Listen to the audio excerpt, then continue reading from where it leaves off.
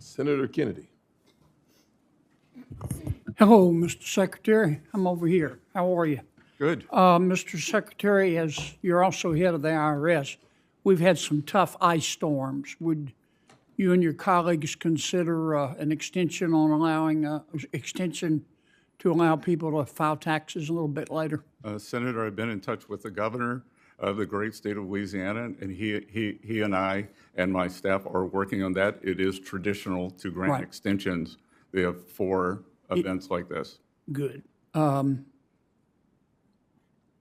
If Canada came to the United States, well, let me preface this by saying I understand that tariffs have a number of purposes, but the foremost reason for tariffs is to try to stop other countries from taking advantage of us through either their tariffs or trade barriers. If Canada, for example, came to the United States and said, we're going to zero tariffs in the United States. All of them are off on our end. Would you, Mr. President, speaking to our president, go to zero tariffs and then just let Canadian companies and American companies compete on a level playing field?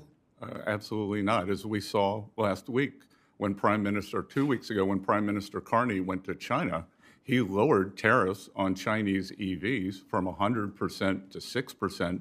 U.S. has a 100% tariff on Chinese EVs. We couldn't let our northern border be used as a way for Chinese EVs to come into the U.S. Right, okay. I'm going to lead you a little bit because Senator Scott is a she-bear when it comes to time. The poverty rate, according to the Census Bureau, is 11%, isn't it, in America? I'll take it. I'll take your word, Senator. And that's the Census Bureau defines poverty, is it not? Yes, sir. Is it not true that the Census Bureau, in defining poverty and determining that our poverty rate is 11% or 30?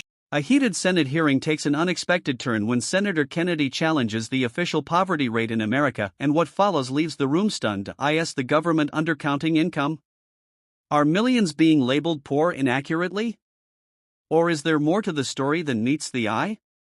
Watch as the debate unfolds over tax relief, tariffs, and a shocking breakdown of what really counts as income in the U.S. Doesn't include non-cash payments. It doesn't include Medicaid or food stamps or housing subsidies or refundable tax credits. Isn't that true? That is correct, Senator. Yeah. Let me give you an example. Mom, 2 kids, poverty level for her and her kids is $27,000. Mom works part-time. She makes $11,000. According to our Census Bureau, she's poor. She's below the poverty line. But she also receives,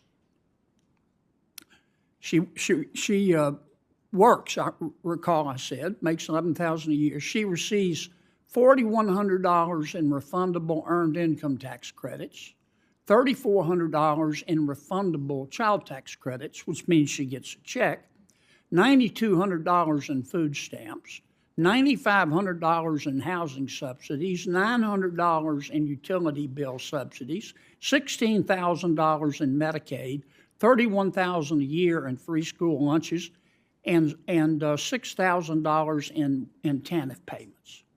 If you add that up, that's $64,100 a year, according to math. I'll believe your arithmetic, Senator. Okay.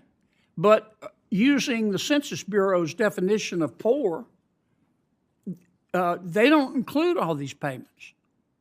They just include her income and the TANF payment. Does that make sense to you? No, sir, and you should bring that up with the Commerce Department. I know, but you've got influence. I know how close you and the Commerce Secretary are. I'm hoping you could bring it up with somebody above. The president says we're opposites, and I'm tall. I'm not going to comment on that. Would you talk to the president about this?